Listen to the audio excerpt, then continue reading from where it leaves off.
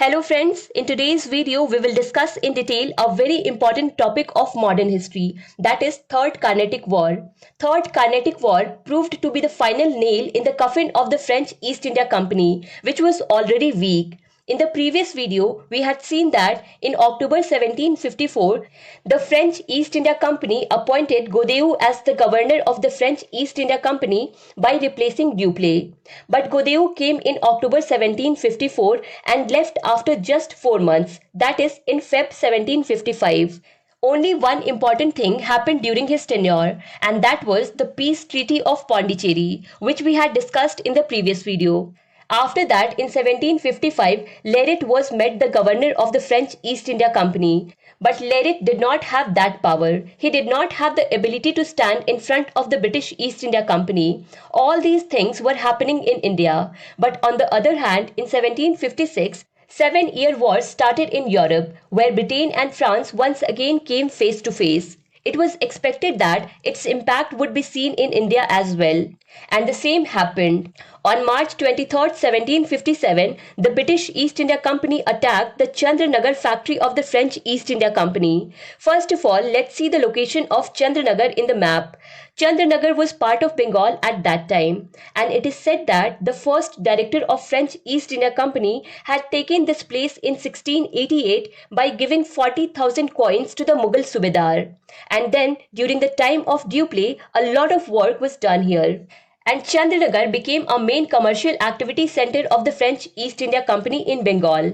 You can consider Chandranagar as the core commercial center of the French East India Company. But the British East India Company destroyed this place by attacking Chandranagar, where it became clear to the French government in Europe that things could not be handled with Lerit.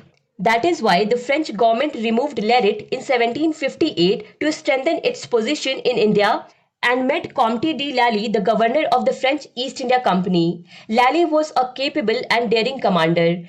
As soon as he came to India, he first attacked British East India Company's fort St. David, which was in Cuddalore. Lally was successful in this, and in this way, Fort St. David was now occupied by French East India Company. Now the next target of Lally was Fort St. George, that is Madras.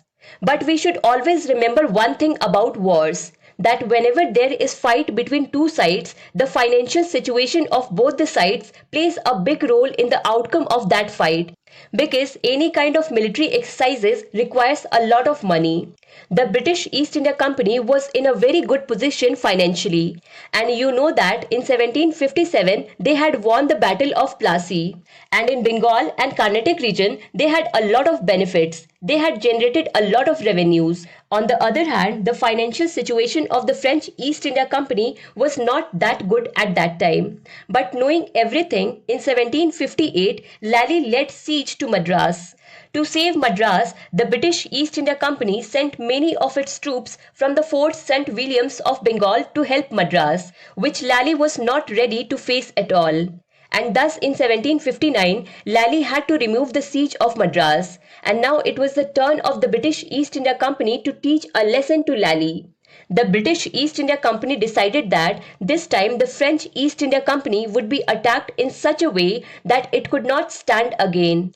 On 22nd January 1760, a battle took place in Wandiwash between the French East India Company and the British East India Company, which is called the Battle of Wandiwash.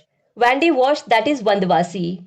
Basically, this is a place which is in the Carnatic region only, and it is about 110 kilometers away from Madras. In this battle of Wandiwash, Sir Eyre Coote was leading the British East India Company and Lally was leading the French East India Company. The French East India Company was badly defeated in the Battle of Wandiwash.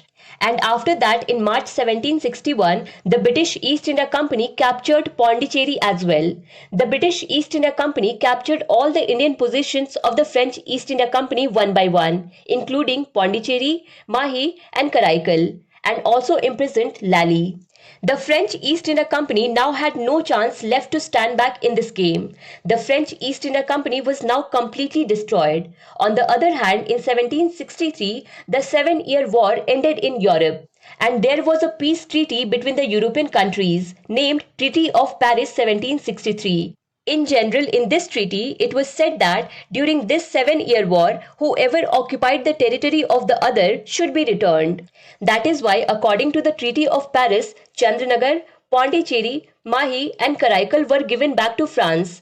But at the same time, the French East India Company was instructed that from now onwards, they would not make any kind of fortifications nor could they keep their troops there.